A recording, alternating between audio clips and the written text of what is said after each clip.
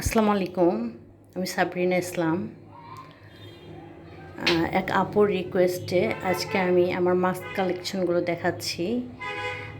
তাসলিম আপু 726 তাসলিম আপু 726, ওনার রিকোয়েস্টে আমি আমার মাস্ক কালেকশনগুলো দেখাচ্ছি।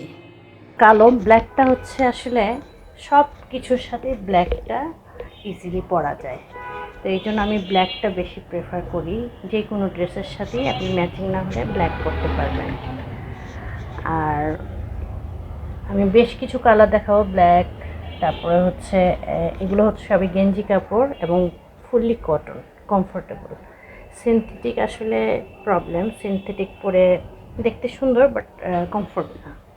এই জন্য আমি গেঞ্জি কাপড় এবং কটন কাপড়টাই বেশি প্রেফার করি, আর ব্ল্যাকটা অলওয়েজ ব্ল্যাক প্রেফার করি।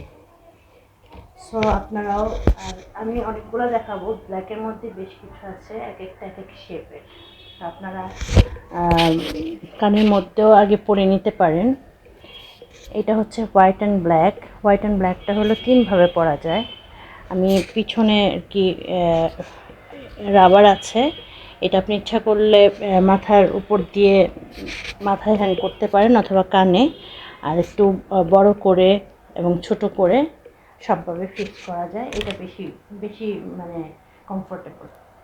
ব্ল্যাক অ্যান্ড হোয়াইটটা হচ্ছে আপনি কালার ম্যাচ করে পরলে বেশি ভালো লাগবে হোয়াইটের সাথে অথবা ব্ল্যাকের সাথে। এটা ফুললি কটন। এটাও সেম, অন্য কালার। এগুলো একটু ম্যাচিং করে পরবেন, এগুলো ম্যাচিং করে পরলে বেশি ভালো লাগে। সব ফুললি কটন, সব এগুলো ম্যাচিং করে পরবেন। এটাও ম্যাচিং করে পরলে সুন্দর লাগবে, ফুললি কটন। এটা বাচ্চাদের জন্য। এখানে দেখবেন যে গাড়ির কিছু আছে, পিকচার দেওয়া আছে ছোটো বাচ্চাদের জন্য। হোয়াইট কালারটাও ম্যাচিং করে যদি পরেন হোয়াইটের সাথে, বা ব্ল্যাক হোয়াইট সব কিছুর সাথে যায়। আর এটা হচ্ছে অনেক বড়। আপনি যদি ডাস্ট, গেঞ্জি কাপড়ের ধরেন বাসায় ডাস্ট ক্লিন করবেন, ডাস্টের কোনো কাজ করবেন, তখন এটা পরলে মানে ভালো হবে। তখন এই বড়গুলো আর কটন কাপড়ের বা গেঞ্জি কাপড়েরগুলো খুবই কমফোর্টেবল আর কি। আর এই ব্ল্যাকগুলো আপনি যে কোনো পার্টিতেও পরতে পারবেন। এটা একটা ব্লু কালার আছে, ব্লু কালারটাও আপনি দেখেন শেপটা একটু ডিফারেন্ট শেপ। এই শেপগুলো হয় কি, এই শেপগুলো পরলে চেহারা অনেক সুন্দর লাগে, ভালো লাগে দেখতে, স্মার্ট লাগে। এটা আমি একটু পিছন দিয়ে টাইট করে নিচ্ছি, সুতলিটা একটু টাইট করে নিচ্ছি এই জন্য যে এটাতে সুন্দর লাগবে। কারণ লুজ হয়ে গেলে এক একজনের চেহারার শেপ কিন্তু এক এক রকম। হ্যাঁ, কারো একটু চাপা থাকে, আবার আমার আমার যে চেহারাটা কিন্তু একটু বড়। আমি কি করি, যদি কোনোটা লুজ হয় সেই ক্ষেত্রে আমি এখানে পিন আপ করে একটু ফিটিং করে নিই। আপনারাও তাই করবেন, আপনাদের শেপ অনুযায়ী আপনারা মাস্কটা অবশ্যই ফিটিং করে নিন, না তো সুন্দর লাগে না।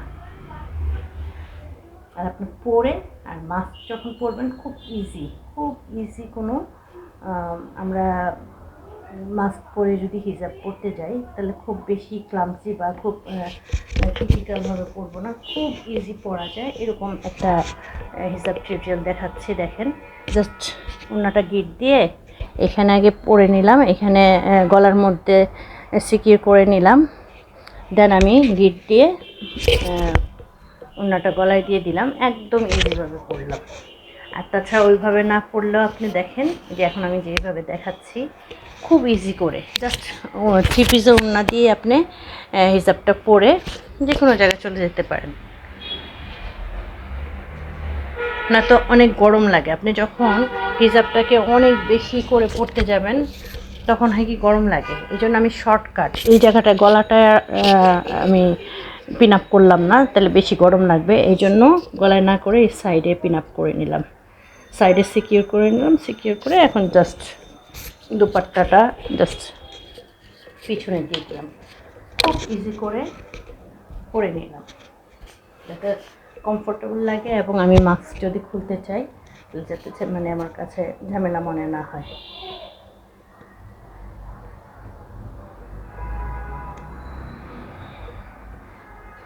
এই জন্য মাস্ক পরতে চাইলে আপনি ইজিভাবে হিজাব পরবেন।